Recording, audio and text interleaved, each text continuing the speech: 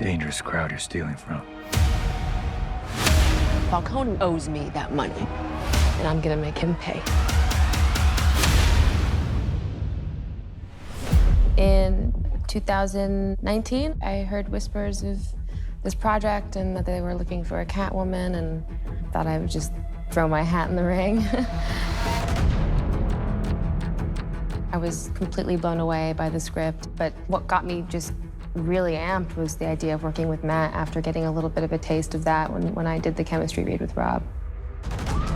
How could they do that to her? I'm gonna find them, and I'm gonna make them pay. You gonna help me? Come on. Don't make any moves without me. You have to understand, this is all far more dangerous.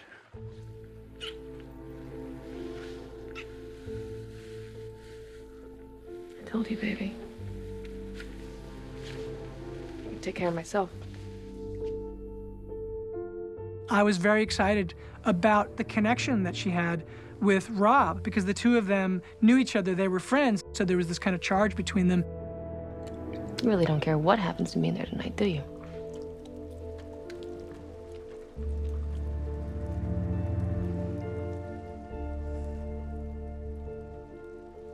Looks good.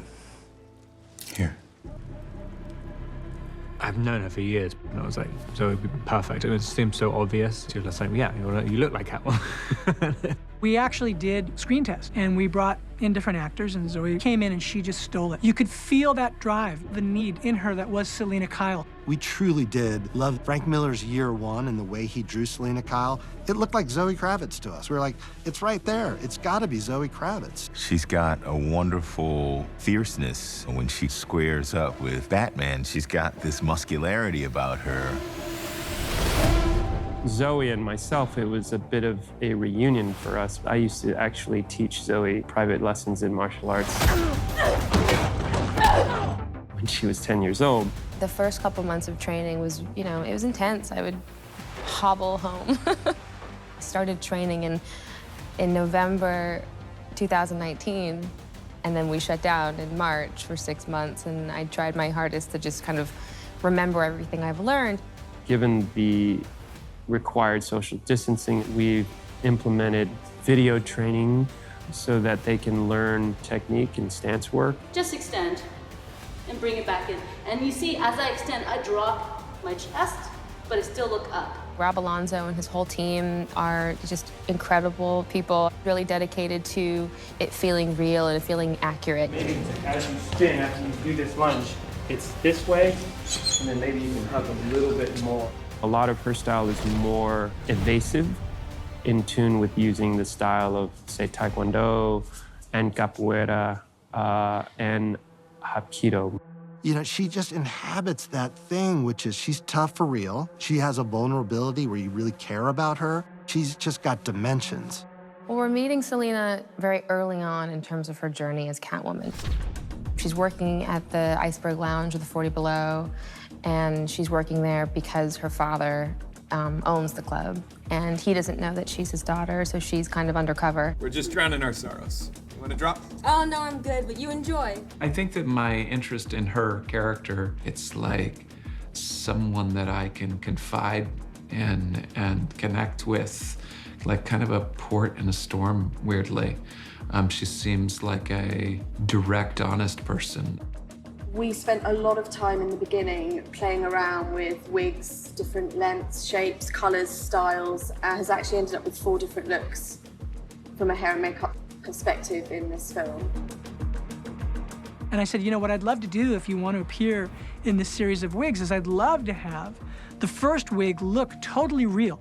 So that way we think, oh, this is the version of Selina Kyle. And then when Batman Bruce follows her home, that you see her remove the wig and you see her with the Year One haircut and you realize, oh, this person is not who I thought. She's constantly putting forth someone who she is not. So who is that character?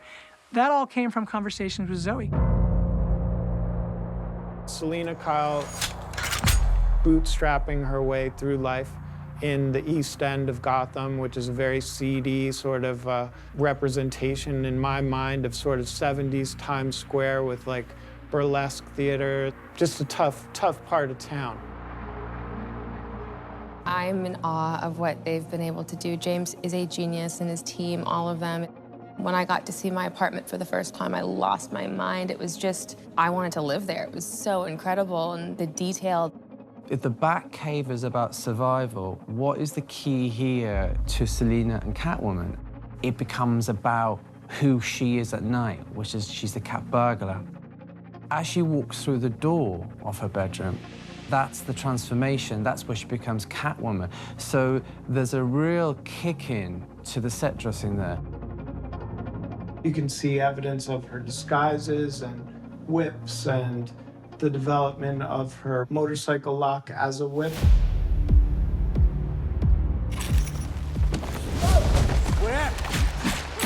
We're not in a Catwoman world yet. We're pre-Catwoman. The most significant comic was Year One, in knowing what that looked like. The ears was something that Matt was very interested in working out, and always trying to work out how incidentally to have them. And so we cut up a lot of beanies, and we worked out how the seaming inadvertently make ears. Jacqueline's amazing. She's just an absolute genius, and also so collaborative, which was great because it was just so fun to be a part of the process. Jacqueline, the costume designer, had an idea of where she wanted the catsuit to go, and I think pay homage to other catsuits, quite feminine, but you need a hardness to it as well because she's on a motorbike and she's a tough character. There's areas that have been patched up and have different kinds of leather and scratches, and you can just tell she's worn this thing to which I love. The villains are often, the most exciting part of the movies. I wanted to see a Batman that was not an origin tale, but was sort of in these early days. But that meant that a lot of the characters who are the rogues gallery characters are in their origins in a way. You can see all of the pieces and how they're going to become that. There are criminals and there are victims of criminals. And I think Catwoman is the first person where he really struggles to think, well, you are on the bad side, but I like you.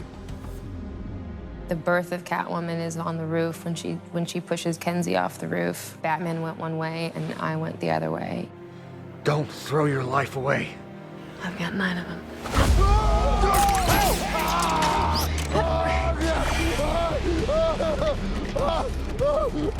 He's always trying to figure Selina out, and I think the audience will be too.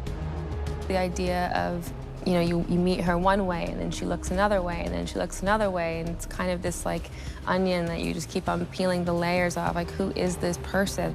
There was something very special because I could feel that this is a character that she felt a kinship with, a connection to. Of course, the women, Eartha Kitt and Michelle Pfeiffer and, Halle Berry, everybody. It's an honor to be in that group of people. I really want it to be a story about a woman who survived a hell of a life and she's ready to raise some hell. If we don't stand up, no one will. Come on, vengeance. Let's get into some trouble.